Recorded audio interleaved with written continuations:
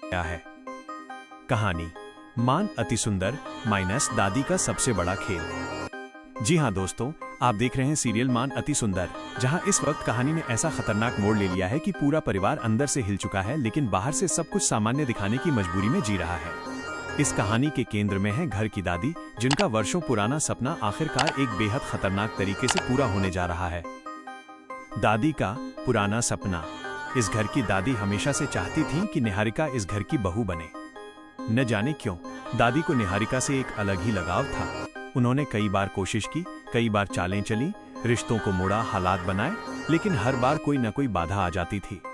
कभी परिवार साथ नहीं देता था, कभी हालात बिगड़ जाते थे, तो कभी सच खुद सामने आ जाता था। दूसरी ओर राध्या, जो कि सच में प्रथम की पत्नी है, इस घर में बहू बनकर आई थी। वो अपने संस्कारों, अपने व्यवहार और अपने त्याग से धीरे धीरे सबका दिल जीत रही थी। यही बात दादी को अंदर ही अंदर खलती थी। उन्हें लगता था कि राधा इस घर के लिए सही नहीं है, जबकि निहारिका ही वो बहू है जिसे वे इस घर में देखना चाहती थी। एक्सीडेंट और दादी का खतरनाक फैसला। कहानी तब पलटती है जब दादी का एक एक्सीडेंट हो जाता है। यह एक्सीडेंट बाहर से भले ही एक सामान्य हादसा लगता है, लेकिन दादी के लिए ये एक सुनहरा मौका बनकर आता है। इलाज के दौरान दादी एक बड़ा और चौंकाने वाला फैसला लेती है। वो एक डॉक्टर को पैसे देकर खुद को मानसिक रूप से अस्वस्थ घोषित करवा लेती हैं। डॉक्टर रिपोर्ट में साफ साफ लिख देता है कि दादी की मानसिक स्थिति ठीक नहीं है। उन्हें ज्यादा तनाव या विरोध से भारी नुकसान हो सकता है, यहाँ तक कि वो कोमा में भी जा सकती हैं। ये रिपोर्ट पूरे परिवार के लिए एक डरावना हथियार बन जाती है। दादी का नाटक और परिवार की मजबूरी। दादी अब अपने इस पागलपन का फायदा उठाने लगती हैं। वो पूरे यकीन के साथ ये मानने लगती हैं कि निहारिका ही प्रथम की पत्नी है और असली पत्नी राधा को वो नौकरानी समझने लगती हैं। दादी सबके सामने ऐलान करती है, ये घर की बहू है और वो सिर्फ काम करने वाली लड़की। पूरा परिवार ये सुनकर सन्न रह जाता है। सब जानते हैं कि दादी गलत है, लेकिन कोई कुछ कह नहीं पाता। डॉक्टर की चेतावनी सबके कानों में गूंज रही होती है। अगर आपने दादी पर मानसिक दबाव डाला, उन्हें सच्चाई बताने की कोशिश की, तो उनकी हालत और बिगड़ सकती है। रजनी का विरोध और दादी का ड्रामा। इस सब के बीच रजनी चुप नहीं रह पाती। वो आखिरकार बोल ही पड़ती है, लेकिन माँ जी, राधा तो इस घर की बहू है। बस यही शब्द दादी के लिए ट्रिगर बन जाते हैं।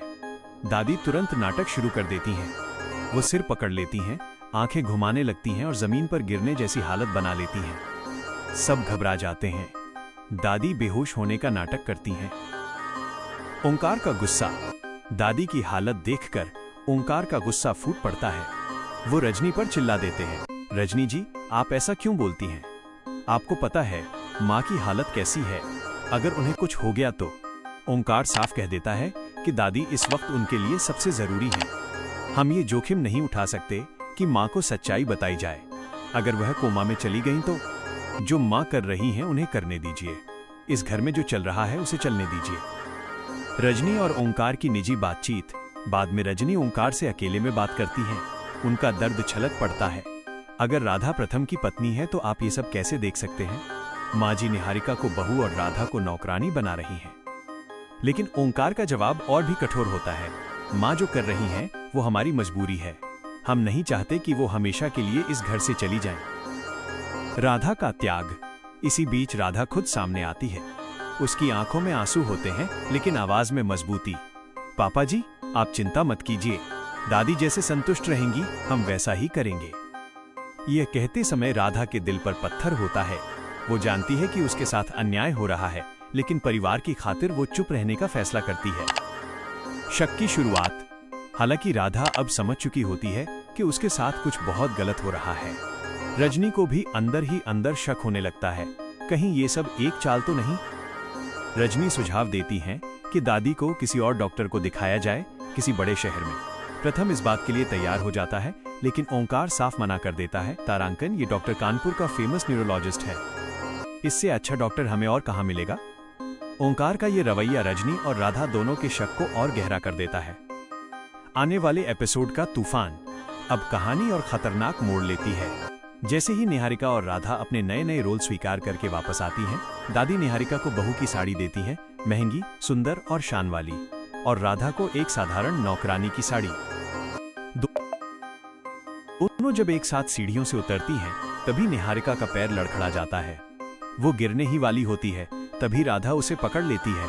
निहारिका के कान में राधा धीमी आवाज में कहती है, अभी तो बस शुरुआत है, अभी तुम लड़खड़ाई हो, आगे बहुत कुछ होना बाकी है। निहारिका ये सुनकर हैरान रह जाती है। उसे पहली बार एहसास होता है कि राध्या कमजोर नहीं है। राध्या का फैसला राध्या अब पूरी तरह समझ चुकी है। इस घर में हमारे लिए गड्ढा खोदा जा रहा है। वो मन ही मन फैसला कर लेती है कि अब चुप रहना ही समाधान नहीं है। दादी की सच्चाई ज्यादा दिन छुपने वाली नहीं है। अब रजनी और राध्या दोनों दादी और डॉक्टर को लेकर शक के दायरे में आ चुके हैं। कहीं ना कहीं कुछ बहुत बड़ी गड़बड़ है और आने वाले एपिसोड में ये सच धीरे धीरे सामने आने वाला है। निष्कर्ष दोस्तों, आने वाले एपिसोड में क्या दादी का नाटक बेनकाब होगा?